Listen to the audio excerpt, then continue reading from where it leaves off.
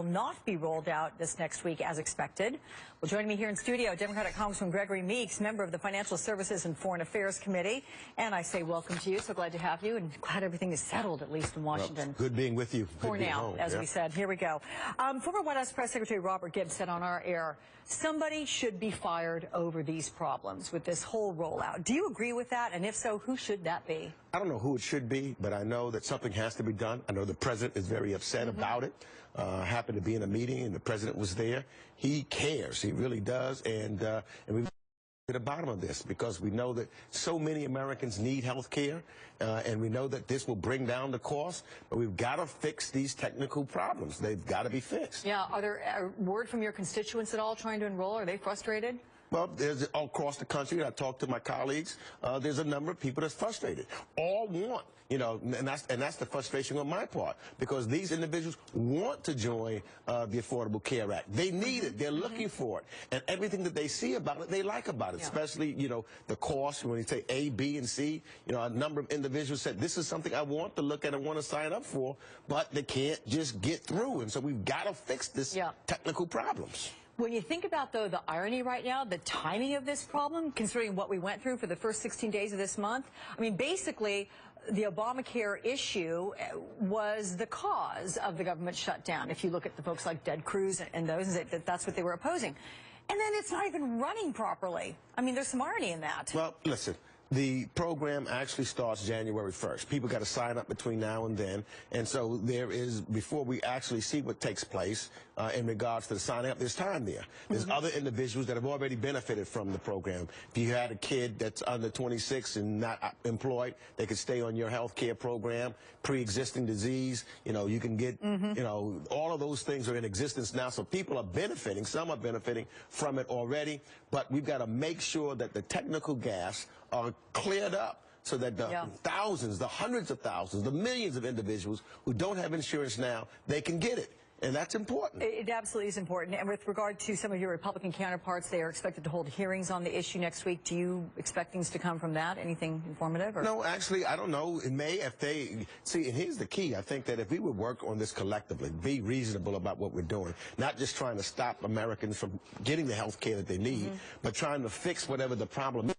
Computer problem. And so if they can find, if there's someone that is tickering or not doing what they should be doing as far as working on the computer to get the glitches out, to fix it, and it's more than a glitch apparently, but if that's the spirit of the hearing, then maybe we can do something. But if the spirit of the hearing is just to try to say that we shouldn't have the Affordable Care Act, well, then we're not going to go anywhere, because the basics of the Affordable Care Act is still good. If you talk to states like my state, New York, where they show insurance prices going down 50%, and you then see, because of the number of individuals who have tried to get onto the site, the great need of people to have health care. I mean, that should be what the focus is. If we could focus on, we're going to provide health care to those who don't have it, then I think that we could do a lot. Because unfortunately, what you see from a lot of my colleagues on the Republican side, they don't come up with any alternatives. They don't come up with how we can fix it so that we can make sure that millions of Americans can receive health care. We've always been willing to work with them. The president has said he'll be willing to work with Republicans, Democrats, and anybody else. But the idea is to get these people this health care.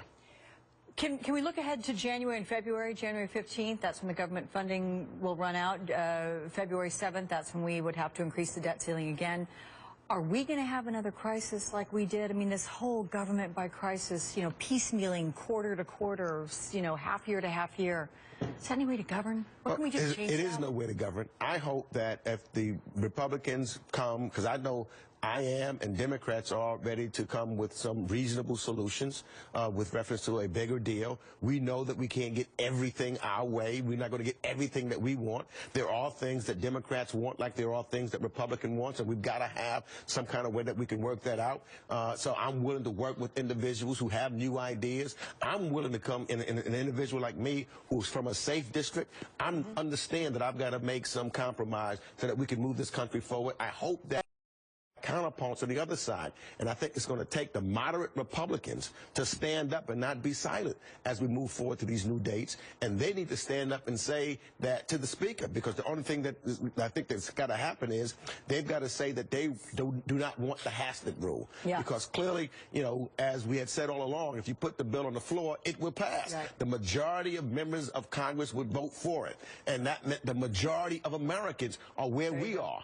And so I think that's the key. You know, forget the Hastert rule, and the moderate Republicans stand up and make sure that they are reasonable. And then I think you'll see that Democrats will be reasonable, and we can get past this and get something done.